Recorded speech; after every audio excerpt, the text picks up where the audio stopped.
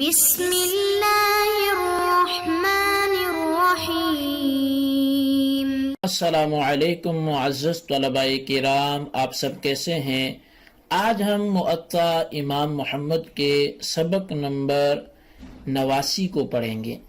آج کے ہمارے سبق کا عنوان ہے فرضی نماز کے بعد نفل کا بیان۔ آج کے ہمارے سبق کی عبارت باب صلاۃ التطوع بعد الفریضۃ سے شروع ہوتی ہے کہ یہ باب ہے فرض نماز کے بعد نفل نماز کے پڑھنے کے حوالے سے۔ امام محمد رحمۃ اللہ تعالی علیہ اس میں احادیث مبارکہ ذکر کرنے کا آغاز وہ ایک ہی حدیث سے کرتے ہیں اور اسی پر اختتام بھی فرما دیتے ہیں۔ تو آپ فرماتے ہیں کہ اخبرنا مالک حدثنا نافع عن ابن عمر رضی اللہ عنہما ان رسول اللہ صلی اللہ علیہ وسلم كان يصلي قبل الظہر رکعتین وبعدها رکعتین وبعد صلاة المغرب رکعتین فی بیته وبعد صلاة العشاء رکعتین وكان لا يصلي بعد الجمعة فی المسجد حتی ینصرف فیسجد سجدتین۔ امام محمد رحمۃ اللہ تعالی علیہ حدیث پاک لکھتے ہیں کہ ہمیں امام مالک نے حضرت نافع سے اور انہوں نے حضرت عبداللہ بن عمر رضی اللہ عنہما سے خبر دی کہ رسول اللہ صلی اللہ علیہ وسلم ظہر سے پہلے اور بعد میں 2 رکعت اور مغرب کے بعد 2 رکعت اپنے گھر میں ادا فرمایا کرتے تھے، اور نماز عشاء کے بعد 2 رکعت ادا فرمایا کرتے تھے، اور جمعہ کی نماز کے بعد بھی مسجد میں نماز ادا نہیں فرماتے تھے یہاں تک کہ واپس آپ گھر تشریف لاتے اور 2 رکعت ادا فرماتے۔ قال محمد هذا تطوع وهو حسن وقد بلغنا ان النبي صلی اللہ علیہ وسلم كان يصلي قبل الظهر 4 اذا زالت الشمس فسأله ابو ایوب الانصاری رضی اللہ عنہ عن ذلك فقال ان ابواب السماء تفتح في هذه الساعة فأحب أن يصعد لي فيها عمل فقال يا رسول الله صلى الله عليه وسلم أيفصل بينهن بسلام فقال لا أخبرنا بذلك بكير بن عامر البجلي عن إبراهيم والشعبي عن أبي أيوب الأنصاري رضي الله عنه۔ امام محمد رحمۃ اللہ علیہ اسی مذکورہ مسئلے کی مزید تشریح اور توضیح کرتے ہوئے لکھتے ہیں کہ یہ نفل نمازیں ہیں اور یہ اچھا عمل ہے۔ ہمیں یہ روایت بھی پہنچی ہے کہ رسول اللہ صلی اللہ علیہ وسلم زوال شمس کے بعد، سورج کے ڈھلنے کے بعد ظہر سے پہلے 4 رکعت ادا فرمایا کرتے تھے۔ حضرت ابو ایوب انصاری رضی اللہ تعالیٰ عنہ نے آپ سے اس بارے میں پوچھ لیا تو نبی علیہ الصلوۃ والسلام نے فرمایا کہ آسمان کے دروازے اس وقت جو ہے وہ کھول دیے جاتے ہیں، یعنی جس وقت میں یہ آپ نماز ادا فرمایا کرتے تھے تو اس وقت میں آسمان کے دروازے کھول دیے جاتے ہیں۔ تو فرمایا کہ میں یہ پسند کرتا ہوں کہ اس وقت کوئی میرا عمل ہو جو وہاں سے گزر کر بارگاہ الہی میں جائے۔ تو انہوں نے پھر پوچھا کہ کیا ان 4 رکعتوں کے درمیان سلام سے فاصلہ بھی کیا جائے گا، یعنی 2 کر کے 4 پڑھی جائیں گی؟ تو نبی علیہ الصلوۃ والسلام نے فرمایا نہیں۔ اور پھر امام محمد لکھتے ہیں کہ ہمیں یہ روایت بکیر بن عامر جو ہیں بجلی، ان سے ابراہیم اور جو امام شعبی ہیں ان سے حضرت ابو ایوب انصاری رضی اللہ تعالیٰ عنہ نے انہوں نے حضرت ابو ایوب انصاری رضی اللہ عنہ سے یہ سنائی۔ تو بہرحال یہاں پر اب اس حوالے سے بعض شوافع ہیں اور کچھ دیگر حضرات ہیں جن کو احناف سے کچھ نہ کچھ اختلاف رہتا ہے، تو وہ ظہر سے قبل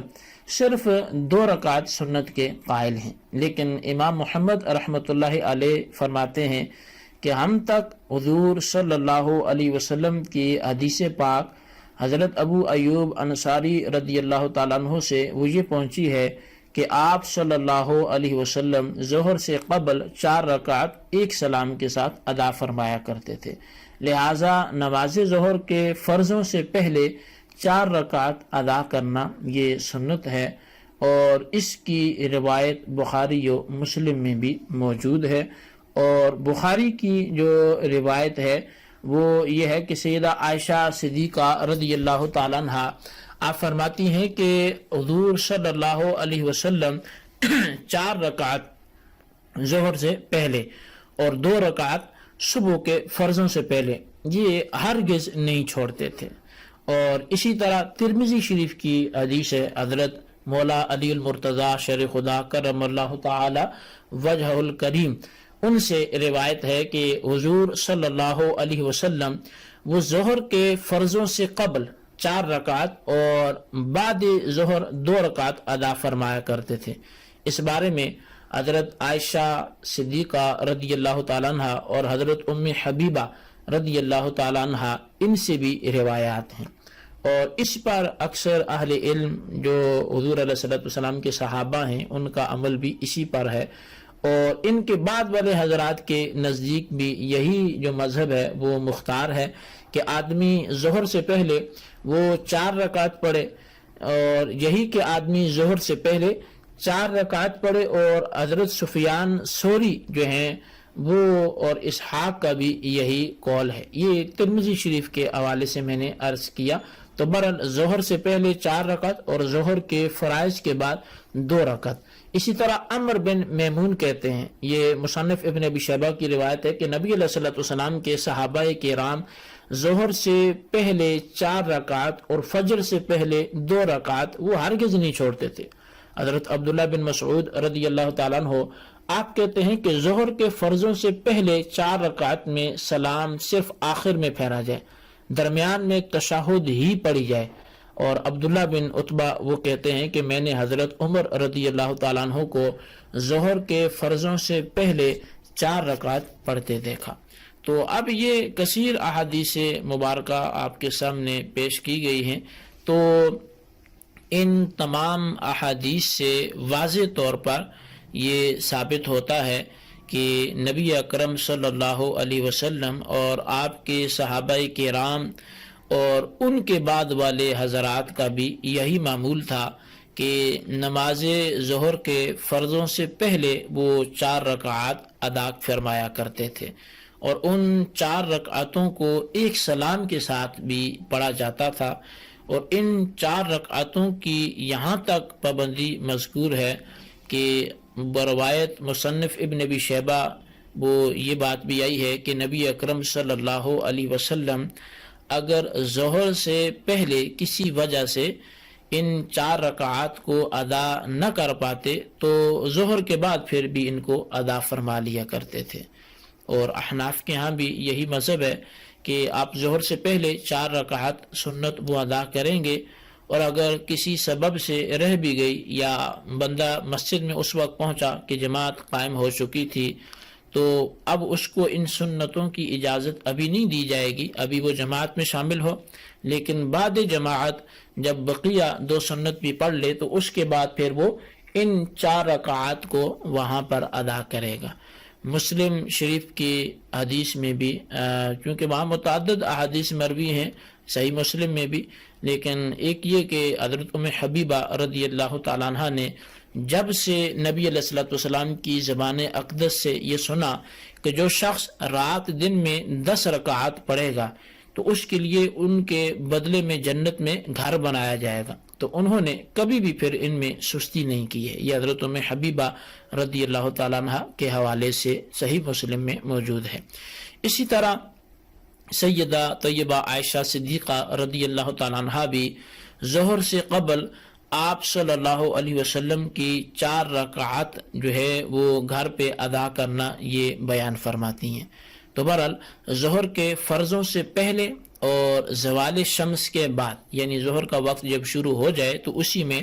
نبی علیہ الصلوۃ والسلام کے فعل سے وہ 4 رکعات ادا فرمانا یہ بکثرت جو ہے وہ صحیح روایات سے ثابت ہے۔ اسی لیے معطا امام محمد میں جو 2 رکعت والی روایت مذکور ہوئی ہے، اس سے یا تو تحیۃ المسجد کے نوافل مراد ہو سکتے ہیں، یا پھر ہو سکتا ہے کہ وہ وضو کے لیے 2 رکعت تحیۃ الوضو ادا فرمائے ہوں۔ تو اس سے سنت موقدہ وہ جو 4 رکعتیں وہ مراد نہیں ہے، کیونکہ آپ سنتیں گھر پہ ہی ادا فرمایا کرتے تھے۔ ظہر سے قبل 4 رکعت ادا کرنا یہ سنت موقدہ ہے، اور ان کا جو ترک ہے اگر عادتاً ہو تو پھر یہ گناہ بھی بن جائے گا، اور اگر زندگی میں کبھی ایک آدھ دفعہ ہو جائے تو اس میں کوئی حرج نہیں ہے۔ تو بہرحال جی یہ ہمارا آج کا سبق تھا، اس کو آپ اچھی طرح سمجھیں اور اس کے خلاصے کو اپنے رجسٹر پر ضرور لکھیں، اور بالخصوص ان سوالات کا کے جوابات بھی دیں کہ ظہر کی فرض نماز سے پہلے کتنی رکعت ہیں جو ادا کرنا عند الاحناف سنت ہیں۔ اور سوال نمبر 2 یہ ہے کہ ظہر سے پہلے اور ظہر کی فرائض کے بعد کتنی رکعات نماز پڑھی جائے گی، اس حوالے سے کوئی ایک حدیث پاک یا کوئی ایک اثر اسلاف کے حوالے سے تحریر کریں۔ اللہ تبارک و تعالیٰ سے دعا ہے جو کچھ ہم نے پڑھا سنا اسے یاد رکھنے کی توفیق نصیب فرمائے، آمین بجاہ النبی الامین صلی اللہ علیہ وسلم۔